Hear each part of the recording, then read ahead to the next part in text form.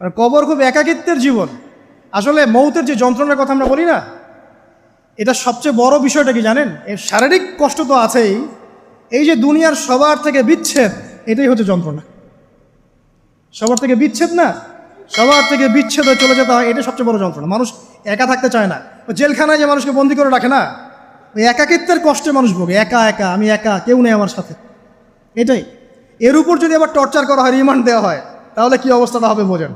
এই হলো কবর, এই হলো কবর। একটা ঘটনা বলে শেষ করে দেই, যে একজন ব্যক্তি মারা গেছেন, আর মুসা আলাইহিস সালামের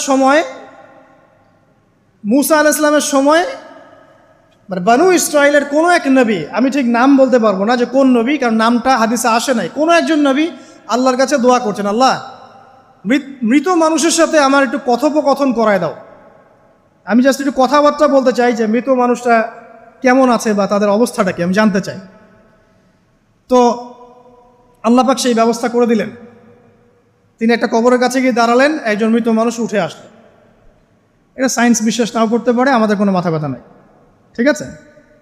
তো এবার তিনি তাকে জিজ্ঞাসা করছেন যে তুমি কেমন আছো, তুমি কেমন আছো, এই মুর্দাকে জিজ্ঞাসা করছেন। তিনি বলছেন যে আজকে থেকে প্রায় 500 বছর আগে আমার মৃত্যু হয়েছে। এই ব্যক্তি বলছেন আজকে থেকে প্রায় 500 বছর আগে আমার মৃত্যু হয়েছে, এখন পর্যন্ত আমার গা থেকে, আমার আত্মা থেকে মৌতের যন্ত্রণা দূর হয় নাই।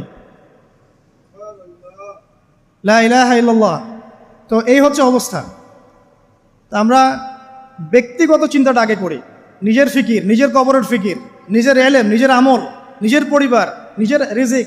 যাদের জন্য হারামে যাচ্ছেন, কেউ সাথে যাবেন, কেউ সাথে যাবে না, না আপনার গার্লফ্রেন্ড, না আপনার বউ বাচ্চা, কিচ্ছু না। এগুলো তো শুধু মায়ার বাঁধন, মায়ার বাঁধন না, মায়ার বাঁধন। যদি এগুলো নেয়ামত হয় আলহামদুলিল্লাহ, যদি এগুলো দুনিয়াতে আপনার ফিতনা সৃষ্টি করে, আপনি আসহাবুল কাহফ হয়ে যান। কথা বুঝতে পারছেন না? এরপরে যদি সামর্থ্য হয়, আল্লাহ পাক আপনাকে জ্ঞান দেন, আপনাকে পলিটিক্যাল পদ দেন, ইকোনমিক সেকশনে জ্ঞান দেন, ইত্যাদি ইত্যাদি, আপনাকে আল্লাহ যে সেকশনে রাখবেন সেখান থেকে দিনের খেদমত করবেন, পারবেন না ইনশাল্লাহ? ডক্টর হয়েছেন, রোগীদের ফিস কমায় দেন, ট্রিটমেন্ট ইজি করে দেন। হ্যাঁ, ডক্টর হন, একজন ভালো ডক্টর হন, কসাই হন। ইঞ্জিনিয়ার হন, একজন সৎ ইঞ্জিনিয়ার হন, চোর হন। আপনি যেখানে থাকবেন সেখান থেকেই আপনি খেদমত করতে পারবেন। সবাইকে আলেম হতে হবে জরুরি না, সবাইকে দায়ী হতে হবে জরুরি না, এবং সবাই এটা হতেও পারবে না। এভাবে জাতি গঠন হয় না। আগে বলছি, বিভিন্ন সেকশনে মানুষ আমাদের লাগবে, এবং প্রত্যেকটা সেকশনেই তাওহীদপন্থী ইমানদার মানুষ লাগবে। ইবলিস যখন আদম আলাইহিস সালাম এবং হাওয়া আলাইহিস সালাম তাদেরকে যখন জান্নাত থেকে বের করিয়ে দেয়, প্রলোভন দিয়েছিল, মিথ্যা প্রলোভন, যে হাল আদুল্লুকুম, হে আদম এবং হাওয়া, আমি কি তোমাদেরকে জানিয়ে দিব, আলা শাজারাতিল খুলদি ওয়া মুলকিন লা ইয়াবলা, হে আদম এবং হাওয়া, আমি কি তোমাদেরকে জানিয়ে দিব এমন একটা গাছের ব্যাপারে, যেই গাছের ফল খেলে পরে তোমরা চিরস্থায়ী হয়ে যাবে এবং কোনোদিন মরবে না। এই যে চিরস্থায়িত্বের টোপ আর অমরত্বের টোপ, এই দুইটা টোপ দিয়ে আমাদের পিতামাতাকে ইবলিস জান্নাত থেকে বের করে দিয়েছে। এখন পৃথিবীতে যত মানুষ পথভ্রষ্ট হচ্ছি আমরা, আমাদের এই দুইটা খাসলতের কারণে। আমরা অমরত্ব আশা করছি, আমাদের চলাফেরা দেখলে মনে হয় আমরা মরবো না, পরকালীন কনসেপ্ট বাদ। একটা হচ্ছে চিরস্থায়িত্বের টোপ, ক্ষমতা, এই যে ক্ষমতার দাপট, এই দুটো আমাদেরকে কিন্তু পথভ্রষ্ট করছে। ঠিক একই অস্ত্র ছিল ইবলিসের। সূরা আরাফ পড়ে দেখেন, আমি কোনো কিছু বানিয়ে বলছি না।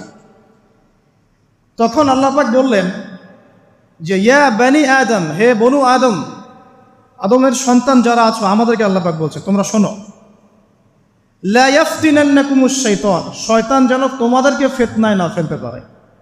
কামা আখরাজা আবাওয়াইকুম মিনাল জান্নাহ, ঠিক যেমন করে তোমাদের পিতামাতাকে শয়তান জান্নাত থেকে বের করে দিয়েছে। যেহেতু আমাদের পিতা আর মাতাকে শয়তান জান্নাত থেকে বের করে দিয়েছে, আল্লাহ পাক এই আদমের সন্তানদেরকে বলছেন তোমরা সতর্ক থেকো, তোমাদেরকে যেন শয়তান জান্নাত থেকে যেভাবে বের করেছিল তোমার পিতামাতাকে, এমন করতে না পারে। আর কি করতে না পারে? ইয়ানজিউ আনহুমা লিবাসাহুমা লিউরিয়াহুমা মিন সাওয়াতিহিমা, পড়ে দেখেন সূরা আরাফ। আল্লাহ বলছেন, মনে রেখো আদমের সন্তানরা, ইবলিস কিন্তু শুধু তোমার পিতামাতাকে জান্নাত থেকে বের করেই দেয় নাই, বরং গাছের কাছে নিয়ে গিয়েছিল, ফল খাওয়ার সাথে সাথেই তাদের গায়ের পোশাক খুলে পড়ে গিয়েছে। তাহলে আমাদের পিতামাতাকে জান্নাতে নগ্ন করে দিয়েছিল কে? সেই কথা আল্লাহ পাক বলছেন আদম সন্তানদেরকে, তোমরা সতর্ক থেকো, তোমাদেরকে যেন ইবলিস নগ্ন করতে না পারে, ঠিক যেমন করে তোমাদের পিতামাতাকে করেছে। তাহলে এখন যে পুরো বিশ্ব জুড়ে নগ্নতার যে সংস্কৃতি চলছে এরা কার এজেন্ডা বাস্তবায়ন করছে বুঝতে পারছেন? কোরআন পড়েন, পৃথিবীতে যত সভ্যতা চলে গেছে, ব্যাবিলনের সভ্যতা, চাইনিজদের সভ্যতা, তারপরে যে আমাদের মাও সেতুং, ইতালির মুসোলিনি, এদিকে জ্যাপল সার্তে, এদিকে আপনার ফিডেল ক্যাস্ট্রোর কথা বলেন, ওই পশ্চিমা সভ্যতা বাদ দিয়ে যত বড় বড় সভ্যতা রিনাউন্ড, সবার পোশাক ছিল শালীন। আমি চ্যালেঞ্জ করলাম, খুঁজে দেখেন, চাইনিজদের পোশাক দেখেন, আগেকার পোশাক, 1000 বছর আগের পোশাক, শালীন পোশাক। তারা কিন্তু মুসলিম ছিলেন না। আপনি এই ব্যাবিলনের সভ্যতা দেখেন, ব্যাবিলনের সভ্যতা অনেক প্রাচীন না? এই সভ্যতার পোশাক দেখবেন এটা অশালীন পোশাক ছিল না। এমনকি আইয়ামে জাহিলিয়াত যেটা আমরা বলি, নবী সাল্লাল্লাহু আলাইহি ওয়াসাল্লাম যখন জন্ম নেননি তার আগের সময় কোনো, ওই সময়ে যে মানুষ জেনা করতো, মেয়েকে যে কন্যা সন্তানকে জীবিত দাফন করতো, তারপরেও ওদের পোশাক শালীন ছিল। হঠাৎ করে বিশ্বে একটা সভ্যতা আসলো পশ্চিম থেকে, তারা বললো যে পোশাক শর্ট হতে হতে হতে হতে এক পর্যায়ে বিকিনি পরে ঘোরা শুরু করে, এবং এখন ওরা সারা বিশ্বে ওটা ছড়িয়ে দিচ্ছে, আমরা সবাই ওটাকে গ্রহণ করছি। আমরা বলছি 1000 বছরের সমস্যা। এখন দেখেন আল্লাহ পাক কি বলছেন, ওয়াইদা ফাআলু ফাহিশাতান, ওই সূরার মধ্যে আছে, যখন তারা কোনো ফাহেসা কাজ করে তারা বলে, তারা বলে ওয়াজাদনা আলাইহি আবানা, আমরা এগুলো আমাদের বাপ দাদাদেরকে দেখেছি করতে। যখন তারা কোনো ফাহেসা কাজ করে তারা বলে, অশ্লীল কাজ করলে বলে, আমরা এগুলো দেখেছি বাপ দাদা পিতৃপুরুষ থেকে করে আসছে।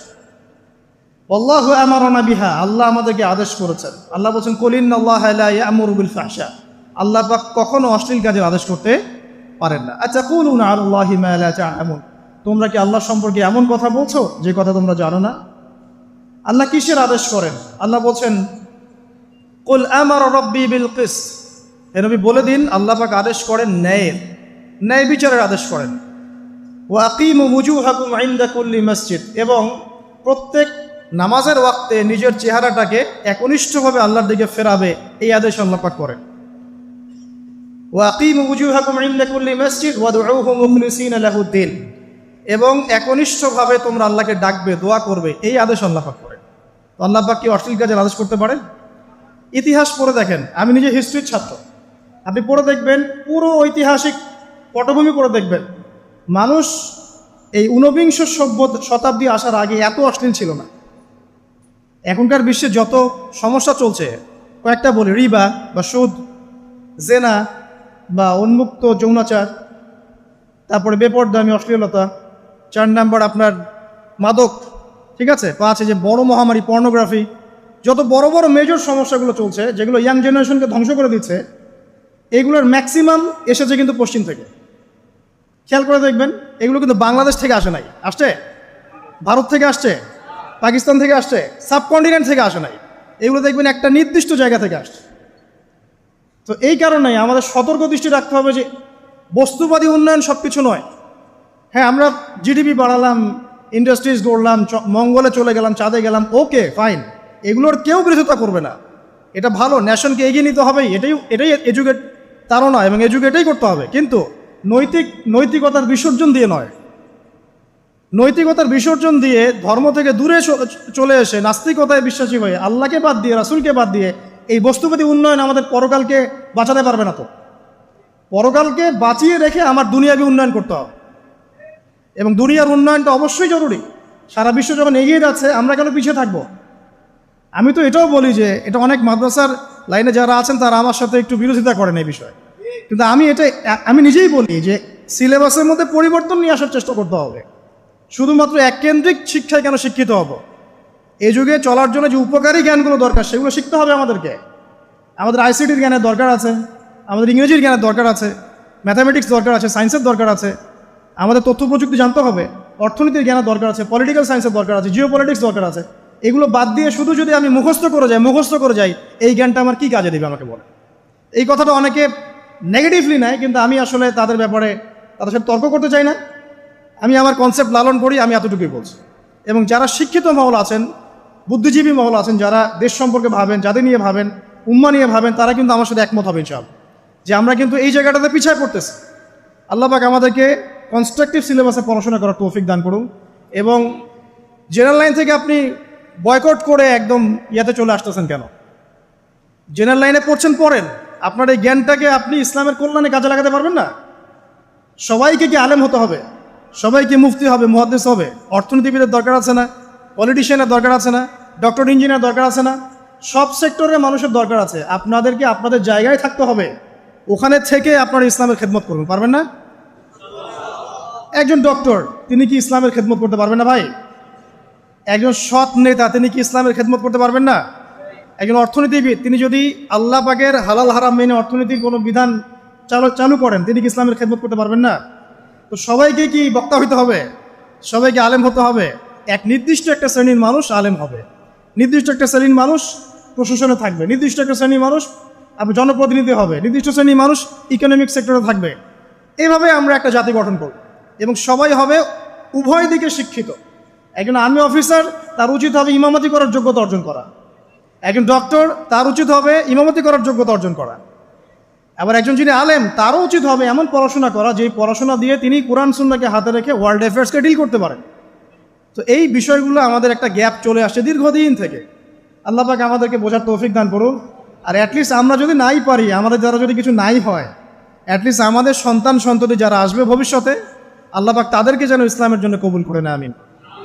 আর ইসলামের জন্য কবুল করলে কারো কোনো ক্ষতি নাই। ইসলামের আন্ডারে প্রত্যেক অমুসলিমের সর্বোচ্চ অধিকার রক্ষা করা হয়, অন্য কোনো জায়গায় করা হয় না।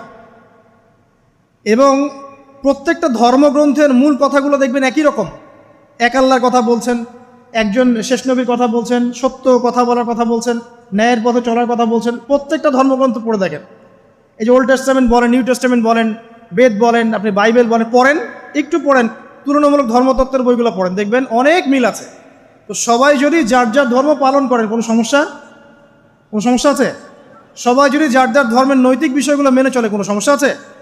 এই সহজ সরল কথাগুলো আমরা জনগণকে বোঝাতে ব্যর্থ হচ্ছি। এই সুযোগ নিয়ে এক শ্রেণীর মানুষ এক দলকে আরেক দলের বিরুদ্ধে লাগিয়ে দিচ্ছে, স্বার্থ খুঁজে, নিজের স্বার্থে, দুনিয়ার স্বার্থে, এবং ওই যে বললাম একটা সভ্যতার কথা, ওদের স্বার্থে শান্তিপূর্ণ একটা জনসমষ্টির মাঝে ফাসাদ লাগিয়ে দিচ্ছে উদ্দেশ্যপ্রণীতভাবে কিছু মানুষ।